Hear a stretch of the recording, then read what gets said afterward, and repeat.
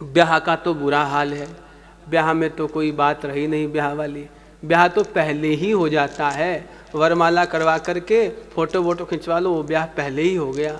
बाद में तो एक फॉर्मेलिटी बचती है कि अब फेरा करवाना है, बाद में तो एक फॉर्मेलिटी बचती है। ना तो मैंने कभी आज तक ब्याह करवाया किसी का, ना मेरी करवाने की इच्छा, ना मुझे करवाना आता।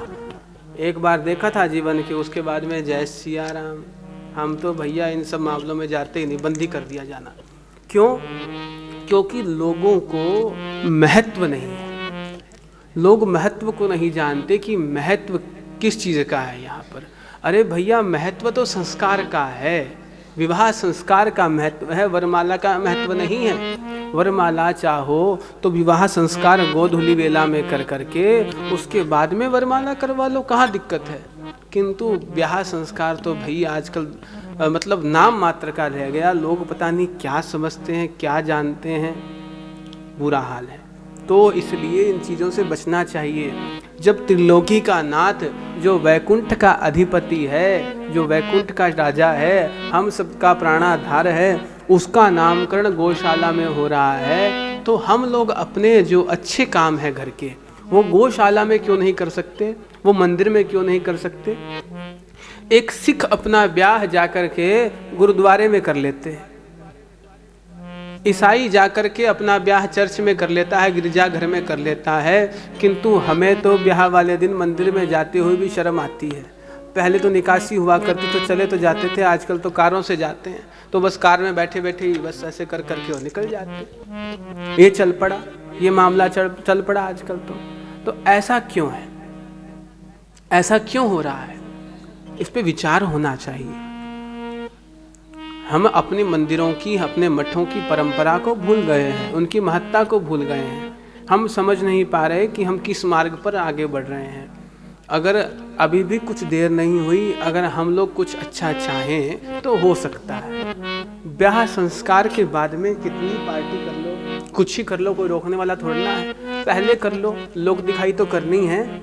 किंतु जो विवाह का संस्कार है वो घर के 4 बड़े बुजुर्ग बैठ करके और बड़ी सुंदर से तरीके से किसी अच्छी विधा से किसी गौशाले में, किसी देवालय में संपन्न करवा लेवे, घर में संपन्न करवा लेवे अच्छे से। उसके बाद में सब कार्यक्रम हो जाएं इधर उधर के जो करने हैं, तमाम जो कार्य करने हैं। मुंडी तो सब हिलाते हैं पर करता कोई नहीं है, ये बात बड़ी समस्या है।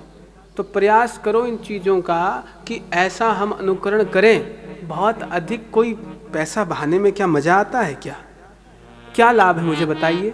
अच्छे सत्कर्म में लगाइए। देखिए आप गौशाला में कुछ काम करोगे तो 10 लोग आएंगे, 50 लोग आएंगे। अगर 100 रुपए भी वहाँ गले में डालेंगे, कितने हो गए? एक दिन की व्यवस्था हो गई कि नहीं हो गई खर्चे की। तो प्रयास कुछ तो हमें करना पड़ेगा, कुछ तो अच्छा प्रयास हमें करना पड़ेगा, कोई अच्छी पहल तो हमें करनी पड़ेगी। और जैसे तैसे हम लोग कुछ आगे बढ़ेंगे तो हमारी आने वाली पीढ़ी कुछ सुरक्षित हो जाएगी।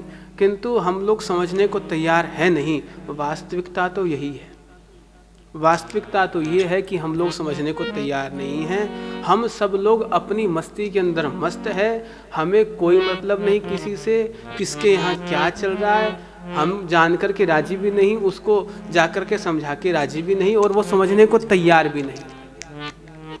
किंतु इस सत्संग के माध्यम से यदि किसी, इतने लोग बैठे होते हैं, उसमें से यदि 10 लोगों के समझ में भी बात आती है तो उन 10 से 100 लोग अपने आप तैयार हो जाएंगे।